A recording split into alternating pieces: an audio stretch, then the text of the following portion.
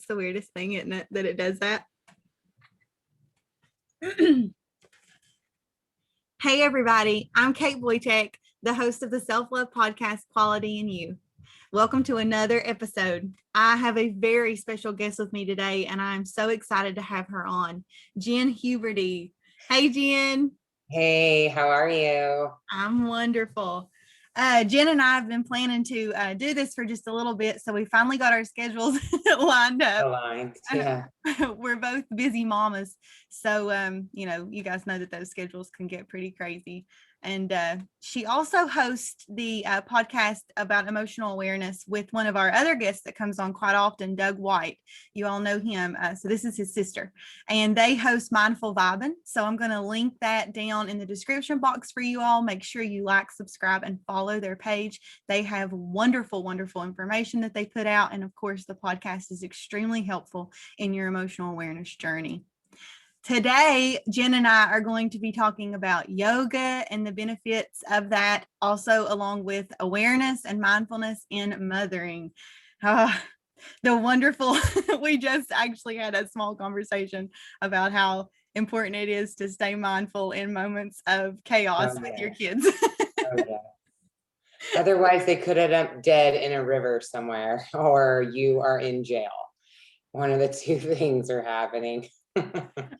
When I had my youngest, my kids are 8 years apart, so going on 12 and then just turned 4. And when I had Sadie, she was like 2 or 3, and she's just wide open. She's just a firecracker. And my oldest, Peyton, said that she totally understood why some animals eat their young. Oh my God. I was like, she said, I'm never. That's funny. That's actually pretty funny. That's great. So, one of the most, I use the word challenging because it's kind of been a little challenging for me. Things about going through your spiritual journey and awareness is remembering to apply this in every area, including how you parent. And, that can be really, we were talking earlier, it can be really difficult in the moment that it's happening. And kids are so in the moment. Everything's in the moment, that there's never a pre-warning. And, to apply that in those moments is key to how you raise them and how you are as a mindful parent. So I'm going to turn the floor over to Jen. And yeah. And let her introduce herself and also talk a little bit about this subject and the benefits that it can have on your life. Okay, well, I'm a mom of 3 children, actually. I have 2 boys who are living and 1 daughter, and she is an angel. And I am a research professor at Arizona State University. I'm also the director of science at the mobile meditation app Calm, and we're living in COVID, and so we're still working from home. So as you can hear, I have a few rescue dogs as well. I have 3 total. Let's pray that they are quiet and behave themselves. They're fine. We don't mind. Anyway, so yeah, and I live in Phoenix, Arizona with my family and my husband, who I met in Omaha, Nebraska on Match.com. Actually, that's a little fun fact. Yeah. Before it was cool. Now I don't think it's cool anymore. There's so many different apps I don't even know of. But at the time, it was like the only thing. Yeah. And I remember we used to pull up to like get-togethers and be like, okay, what are we going to tell people about how we met tonight? Because we didn't want anyone to know that we met on Match.com. We were just like, oh my goodness. Anyway. I love that. But yeah, so I try to be, I guess I could say I am a very mindful person. I guess there's really no trying. You pretty much either are or you are not. True. But yeah, so my daughter was stillborn 10 years ago. And that has been definitely a life-altering experience. And, what happened is definitely changed me as a person. It's part of who I am now. I've experienced this and it's part of who I am. And so, of course, there's there's not a time when I don't wish she was here, but there are so many blessings and benefits that I've had from her, Absolutely. even though she's not, living with me and our family. But one of the things that happened once she was born is I started doing yoga. And yoga, I say, was the gateway to like all of these beautiful things. So I was seeing a counselor for a while because I was trying to figure out what was going on with my life. I mean, I couldn't function, I was at home laying on the floor crying. I had my son Grayson, who's going to be 12, was like, what was he, 2 at the time? Not even 2. Yeah, he was like 18 months old. And so I was just like devastated, but at the same time, he helped me, cope, if you will, because I had to get up off the floor because he had to be fed, he had to be tended to, yeah.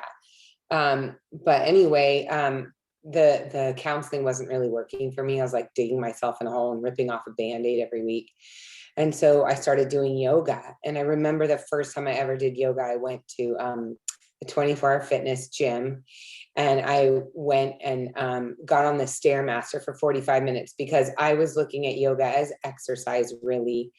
And I wanted yoga to be exercise, but it really wasn't. So I was making sure I got my exercise in before I went to my yoga class. Yeah. And then I went to my yoga class that kicked my tail. And I was like, oh my God, what was I thinking doing 45 minutes of Stairmaster, which I don't even do that much cardio anymore. Anyway, that was just crazy time. But anyway, that was when I was taught cardio was like the king, but it's not at all. Anyway, but what I realized when I started going to yoga was that, like, okay, number one, it is good exercise, but number two, it was allowing me to be with myself and listen to my inner being, which I didn't know what that was at the time. Mm-hmm. I just knew that being in downward dog, the most, for those of you not familiar with yoga, it's considered a resting pose. You're on your hands and your feet in a downward V shape. And it's pretty hard to do. But once you become more, once you've practiced yoga for a while, it is considered a resting pose. You should be able to rest in that pose. And so when you're resting in downward dog, there's a lot of inner work happening. And if you're learning to move with your breath, move your body with your breath, you can't be thinking about other things. You really have to be in tune to your to what's going on inside, and quieting your mind. Basically, it's non-judgment, quieting your mind. So I just became like totally addicted to yoga.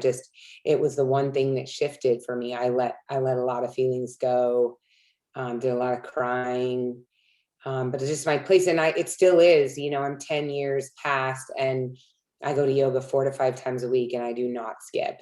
Even if I do it from home, I don't skip my practice because my practice is my time to be with me on my mat. So it's very important to me. So that's really been the big key to me getting going on being a different kind of a mom, and that was one of the blessings of Rain, is that I was a different mom before her. And I don't even know if I would recognize that person, anymore. It's like I was a certain person before her. I was a certain person during the experience of her and her birth and whatever. And then I became another person. So it's like I've had 3 versions of myself with her in my life. So it's actually quite interesting how that all works. But I remember when I started doing yoga, everyone would tell me, oh, eventually you'll get into meditation. I was like, yeah, right. And I never thought I would. But then I got pregnant with my 3rd child, Nolan. And I was convinced the entire time that he was going to die. Because, Rain was born still at full term. She was 2 days before her due date. She was 8 pounds. I think 11 ounces. She was a big baby and she had a full head of hair.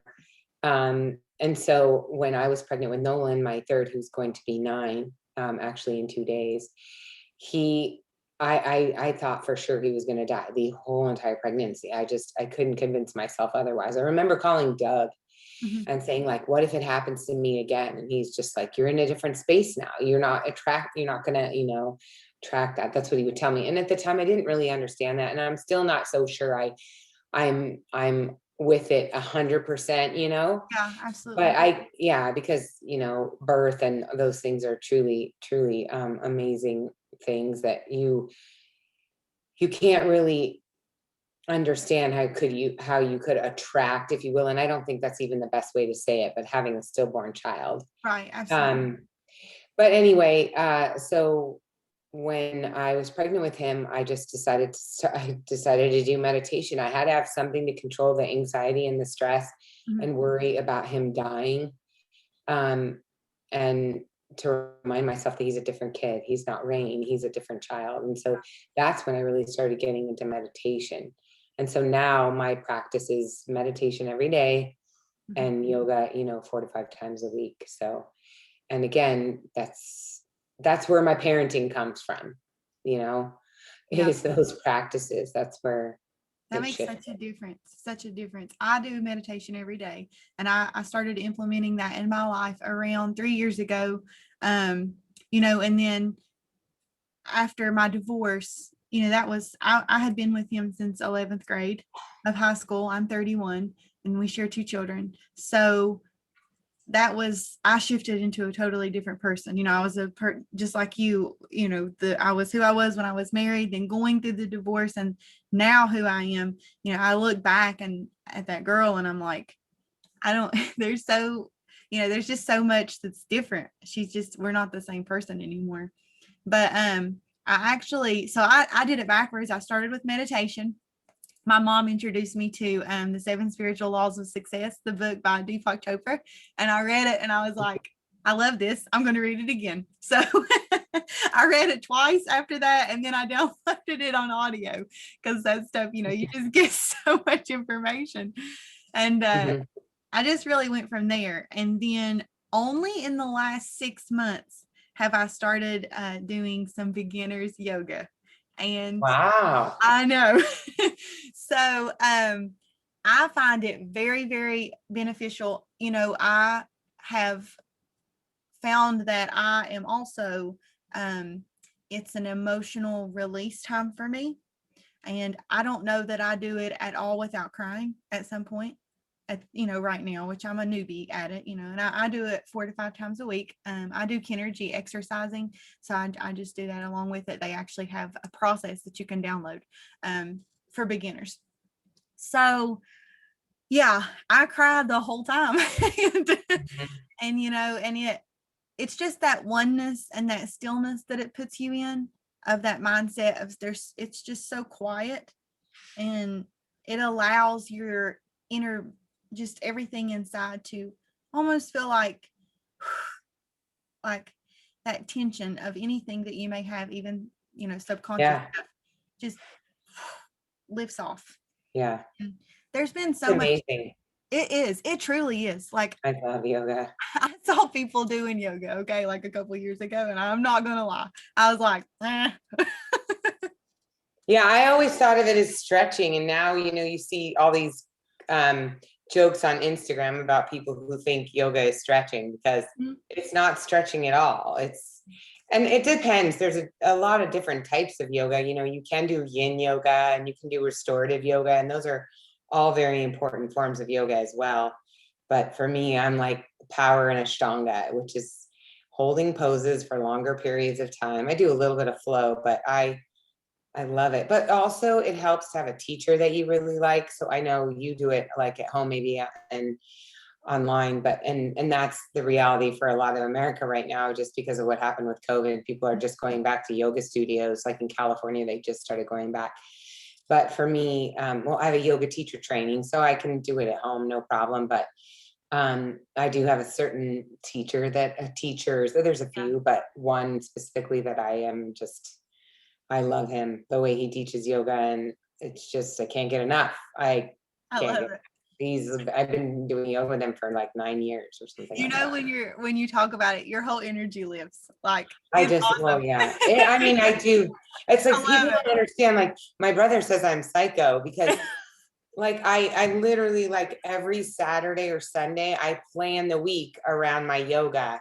So I know exactly when I'm going to yoga on Sunday. So I never skip yoga. As a Never mom, skip though, like, yoga.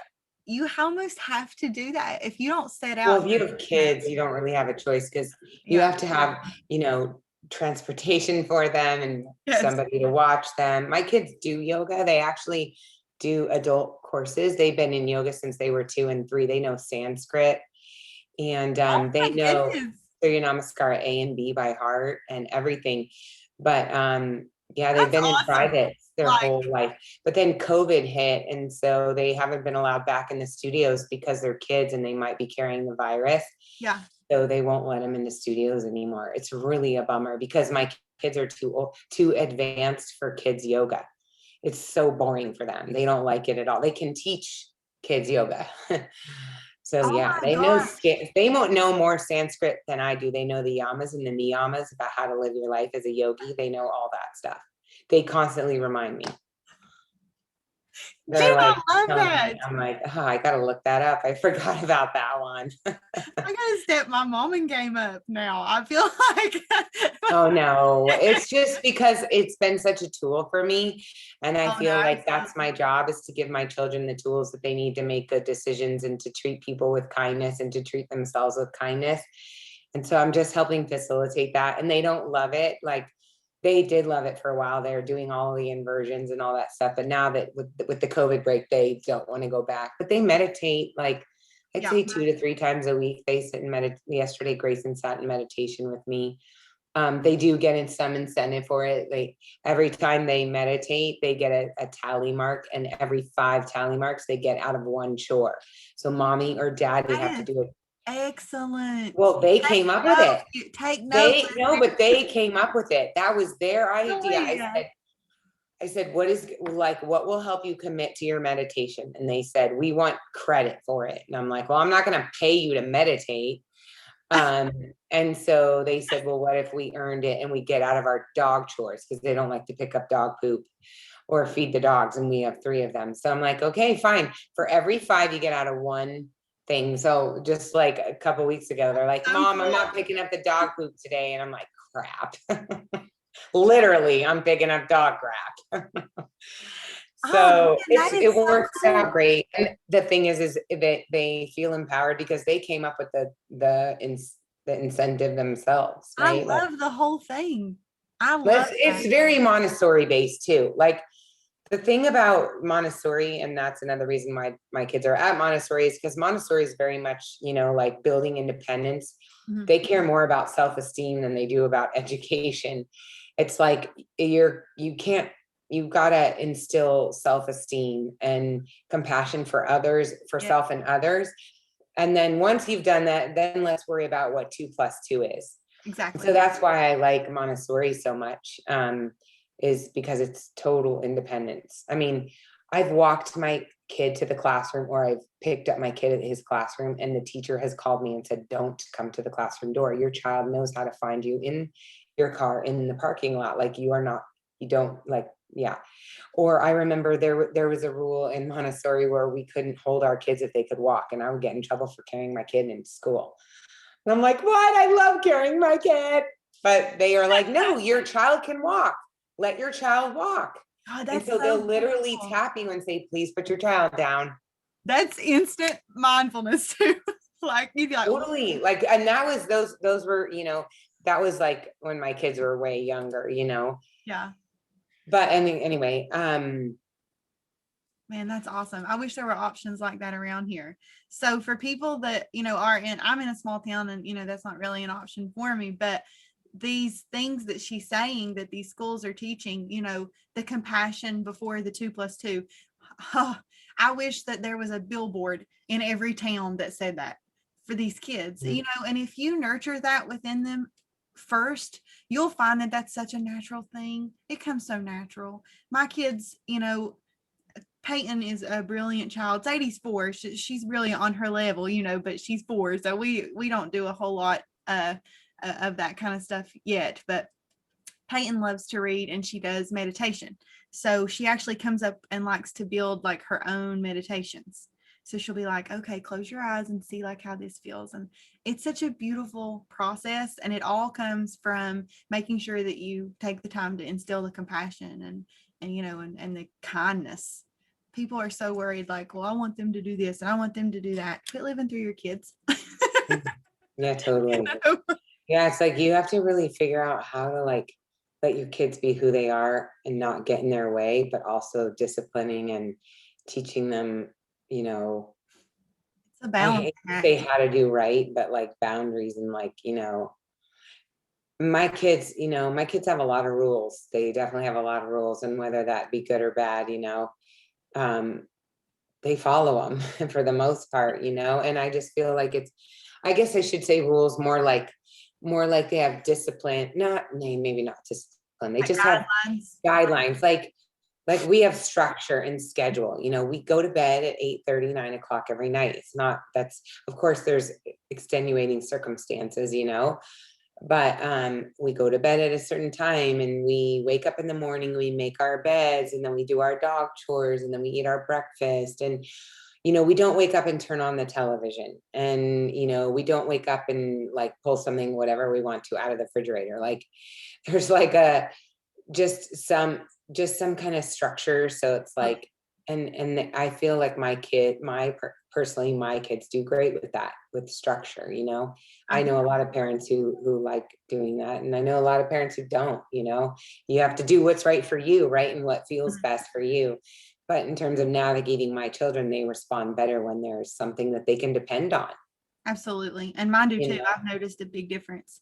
You know, I pretty much parent alone at this point. And my dad has kind of stepped in to help me with, you know, I'm very fortunate both my parents, you know, are really mindful people. So they've kind of stepped in and he's helped me get a structure, like a schedule together for Peyton, because there's such a difference when she's not on a structured schedule than you know, as opposed to when she is, just in her, not just in the amount of activity that she completes throughout the day, but also in her whole energy. It's so, I've noticed such like a sluggish, like blah blah blah, and even a little more attitude at times when Mhm. there's not structure in place. And when it's structured and there's, you know, we're making sure we're doing our meditation and she's making sure she's exercising, and she's not doing the yoga yet, but it is something that I plan to implement into her schedule.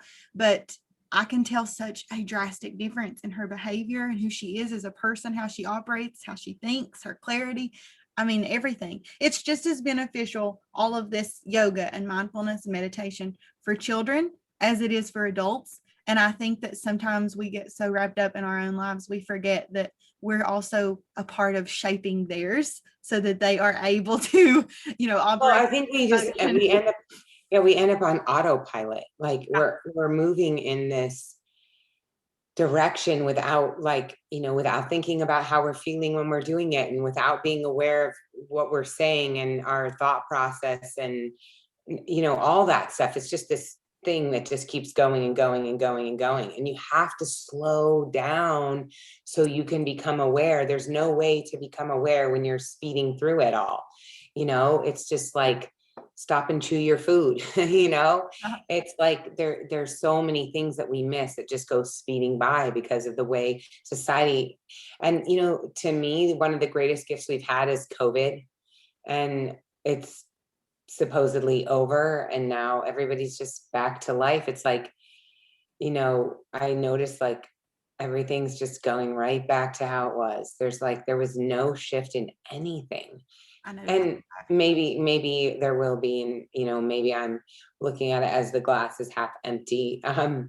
But you know, I'm hopeful I'll notice some things, you know. But I just think that we just go forward, and we just can't stop the train. And the yoga and the mindfulness allows us to take a break. Yeah. Take a break, leave it behind for 20 minutes, for 1 hour, for whatever. It's going to be there when you get back. Yes. You know, but taking a break. And it's during those times where you can really get in touch with who you are and your desires, right? And then, you know, and then, you know, it's just like when you can link into it's just like how you feel, right? When you're, you know, it's like when I'm on the mat, I just feel so good, Yeah, it you does. know, and then you want to feel that way off the mat. And yoga is very much about on the mat, you're doing the things on the mat so you can live your life that way off the mat, or you can notice things off the mat that you're learning on the mat, So like, for example, I remember for a while, I was so dedicated. I was like, I'm going to do handstands. I want to do handstands. I want to do handstands. I want to do handstands. And I have a lot of fear. I still don't do handstands. And I know it's because of fear, but I was just hell bent into learning how to do them. And I was doing so much of the focus on that I wasn't watching other things that were happening with my practice. And then one day I went to do this twist where I turned like almost completely around, like a total Gumby. And I'm like, oh my God, I can see the back of in the back, like, and I can twist all the way around and twist my other arm around. Oh my God. And I remember the day that happened and I was like, damn, Jen, you're missing this. You're missing this because you're so invested in another pose. And then my next thought was like, holy shit, this is how you live your life. You're so invested on where you're headed. You're missing all these things that are happening. This is a while ago, but it's like, those are the things that you learn on the mat. It's like slowing down, what is happening right now in this moment. I'm constantly telling my son, Grayson, who's 12, he's always like, I want to do this. And it's just like, it's like yesterday I went to get him an iPhone. And then within 10 minutes, he's asking for a watch. And then he's like, and then we're like downloading info and wiping my phone and blah, blah, blah. And he's like, can I put my app on the, I'm like, can you just sit with the fact that you are going to be 12 and you have an iPhone? Just sit with that for 1 second. There are kids all over that don't ever have an iPhone because they don't have the resources to have a phone, period. And on top, you're getting $1,000 phone. Granted, it was used, it was mom's, but it's just like, just I know what you mean though. Be in the moment, be grateful that you have your own phone now, which, keep in mind, again, him and his brother both have their own phones, but they're in the kitchen in a drawer. They're only allowed to use it when they're on their own. If they go to basketball practice or soccer practice and I drop them at the park, I need them to have a phone, or if they go slumber at somebody's house, whatever. Well, Peyton has it because she goes to dad's every other weekend and I need a way to reach her. Exactly. So it's not like he's walking around on his phone all the time, Right. No. But anyway, what I'm saying is it's just like, take 1 second, and then when I'm telling him that, I'm also saying, like, think about how mommy does this, when this happens, what do I say? I say, I'm so grateful for this. I'm just going to enjoy this right now. I'm like, how about when the cleaning lady cleans our house? And I'm like, oh my goodness, I just want to sit in this clean house. I want to sit here with my eyes closed. I want to smell what it smells like to smell a good house. Oh wait, I'm going to open my eyes. I'm going to look at the vacuum tracks on my carpet. Looks freaking amazing. Vacuum tracks on my carpet and not dog toys or children's feet. No dirty socks, no toys that need to be put away. I'm just going to just soak and be in this for like, it's just slowing down. And the gratitude and allowing that gratitude. And when you take that time, I know for me, when I take that time to be still, gratitude happens so naturally. I don't have to like, for sure, force myself to like, you know what I mean? I just automatically, and that's a lot of times why I cry, because the gratitude that I have for all that I have in my life and choices that I've made and just things that have happened without me doing anything, with other people doing their awareness journey and just seeing the beautiful ripple effect that causes. Gosh, I don't know. I was standing doing that. So after my yoga practice the other day, I stood up and we were doing, open hearts and things like that and just kind of shaking it out. And I put my hand on my heart and I started bawling, crying, like uncontrollable. And it wasn't sad. It was just in appreciation. And I feel like if people put this practice in, I'm not saying that you like have to cry or anything like that, but you'll get a sense of that feeling of that's such a high vibe energy that attracts and pulls in naturally all by itself. And if you just, take the time out to implement the meditation, a little bit of yoga, there's free YouTube videos on this stuff. So you don't even have to pay for these courses. Just give it a week. In a week's time, I could tell a difference from doing yoga and not doing yoga. 1 week, 7 days. of a 40-minute thing. And they have 20-minute ones for those who can't, I'm fortunate. My mom helps me watch my children while I do it. So I get to do the 40-minute class, but the 20-minute one's just as effective. And, 1 week, like, we did. what else are you doing with your life? Yeah. We did some research. We did some research with moms who had stillbirth, just like me, and we put them into a yoga intervention. And we had a couple of different groups. We had one group that had to do 30 minutes of yoga a week, and one group that had to do, I think it was 120 minutes or 60 minutes of yoga a week versus 120 minutes of yoga per week. And both groups saw improvements in PTSD symptoms, depressive symptoms. Yes. The paper's published, but it was online yoga. My partner is Udaya, Udaya, and they offer online yoga. They have like over 600 instructors, and they have it in like 10 different languages. I'm actually in some of the videos. I flew to Bulgaria twice to be in the videos. It was awesome. But some of the most well-known yoga instructors in Santa Monica are, involved with Udaya, but they're out of Bulgaria.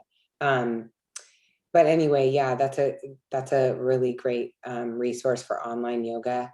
Yeah. Actually, if I have a code, if anyone wants to use it. Oh yeah, for sure. And I'll link that too. So okay. Yeah. It's like ASU times Udaya, and you get like a 20% discount on monthly. So it's like $10 a month to unlimited yoga. Thank you, Jen. That's pretty awesome.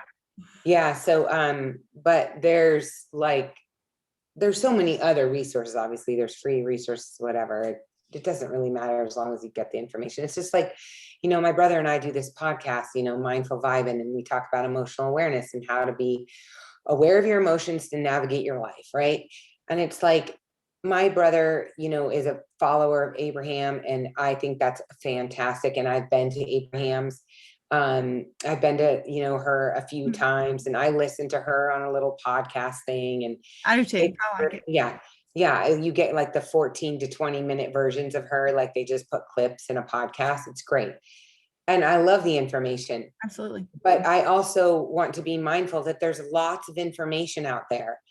And as long as you get the information so that you can navigate your emotions or learn how to be mindful, slow down, be aware, non-judgmental, compassion for self, compassion for others, listening, figuring out how you're feeling, using that to make decisions, to navigate how you interact with other people. Again, the you and you, however you figure that out does not matter. You could stand on your head every day in the Arizona heat. I don't know. I mean, just like it's 116 today, but I'm just saying, you could do whatever you want to do. It doesn't matter. You could give yourself Chinese water torture with a piece of water on your forehead for 15 minutes a day. I don't know. I don't care either. I'm making a point that like, there's so many authors, there's so many creators, there's so much information out there. And if it gets you to where you need to be, then that's the right thing for you. Absolutely. Like there is don't ever become closed off to just. But it's just, like there is no right or wrong. It's just information. Absolutely. And if you can get something out of it, like some people might get something, like it's like me, my journey to where I am with emotional awareness started with yoga. Some people it doesn't. Who knows? Yeah. Actually, you should say it started with a traumatic life event, right? Like the death of my daughter. That's what started my journey, and that's what got me here. And it doesn't matter what gets you there as long as you get it. As long as you get it. I absolutely agree. I listened to Joe Dispenza and Sadhguru and Abraham, and my goodness, everybody. I just, wherever it feels like it's vibrationally aligned with me, that's where I go. That's what I'm saying. And you'll know, if you're listening to this, you'll feel that pull, you'll feel that. It's a matter goosebumps. It is. It's goosebumps. It's a spark. It's a very deep settling truth that feels like it just really cannot be shaken, like a foundation, a core belief type thing. it just really resonates with your inner being. And that's the beautiful thing about this. That's the beautiful thing about yoga. That's why we wanted to come on here and share this information with you all, and I know we kind of tailored it around parenthood. I told Jen, I don't really get a lot of guests on that are parents as well. And that's such a different style in itself to how you approach the mindfulness and how you approach awareness. So I was just not only honored, of course, and grateful to have her on. Too sweet. But yeah, I mean, like with parenting, I think the biggest thing about it is it's like it changes in the moment every second. Like you don't even get 1 minute, you get 10 seconds, you get 2 seconds, you get like, and it's so you really have to be on your P's and Q's about what you're doing with yourself. Yes, and I heard that are, and how mindful you are, and how aware you are, and how non-judgmental you are, and how compassionate you in are, that and moment, how your relationship with yourself. Right then, now, okay, and again, and let me throw something at you, okay, again, and let me poke you in the back, okay, again, now let me poke your eyes out, okay, again, now let me scream in your ear as long as I can, okay, again, like it's non-freaking stop, non-stop. So like you were saying before we got on the show, it's like, parents are on automatic. They're on just automatic. It's just like react. Because that's easier and easier and easier and easier. But it's not. It's just a recipe really for disaster. To be all the way around. Really what it causes is true disconnection from self. And you're also not only in yourself, but you're teaching that to your child, because if you're not connected, you can't teach a child to be connected.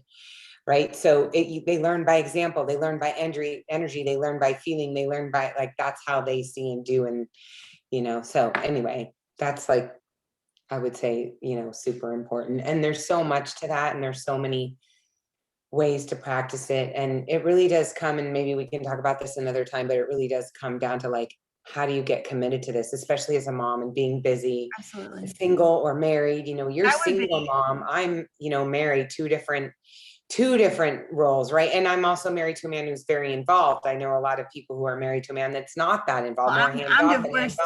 I'm divorced, but my partner or my ex is not very present. Like he was, he's supposed to get more visitations than he actually does. Like there's no co-parenting. So how to deal with that in itself, so we'll definitely have another podcast, because I'd love to break that apart for you guys too. And how to take time for yourself and like absolutely. And not to feel like you're taken away from your kids for doing so, because you truly are adding to the quality and the benefit of their life by adding to the quality and benefit of who you are. Of course. So it just really is a beautiful thing. But well, I'm excited that you're going to come back on, and we'll dive into more of this topic. And I love how this went. I like that with these podcasts that all of my guests have been very kind in just letting me be like, okay, let's just talk and let it flow. Oh, yeah, for sure.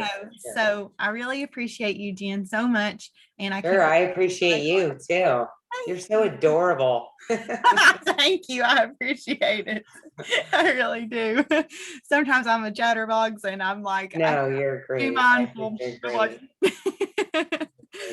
But thank you so much again. Sure, no problem. To everyone tuning in, everything that you all need to know about Jen and where you can find the podcast Mindful Vibin', and also that code and everything for the yoga classes will be linked below.